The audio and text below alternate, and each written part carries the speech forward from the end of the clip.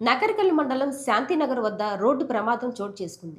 నర్సరావుపేట నుంచి granite lorry, Nagarjuna Sagar cement factory నుండి IISER lorry ఒకదానికొకటి ఎదురు ఢీకొనగా వెనుక నుండి మాచర్ల నుంచి నర్సరావుపేట వస్తున్న ఆర్టీసీ బస్సు లారీని ఢీకొంది.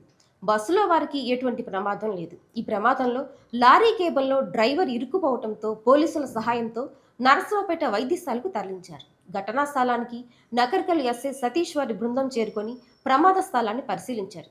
దెబ్బతిన్న వాహనాలను క్రేన్ సహాయంతో తొలగించి ట్రాఫిక్కి అంతరాయం కలగకుండా చర్యలు చేపట్టారు.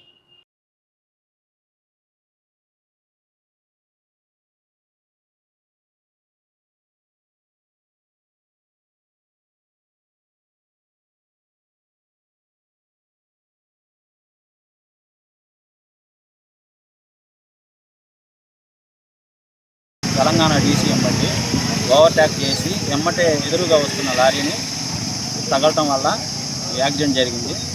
కొంచెం కూడా గ్యాప్ లేని పక్షంలో నా బస్సు కూడా వెళ్ళి ఆ ఎదురు వస్తున్న లారీకి మోపోవటం జరిగింది. బస్సులో జనాలకు కానీ నాకు కానీ ఎవరికి ఎటువంటి గాయాలు కానీ ఎటువంటి ప్రమాదం జరగలేదు. లారీ డ్రైవర్ గారికి కొద్దిగా కాలు మాత్రం కొద్దిగా కట్ అయింది.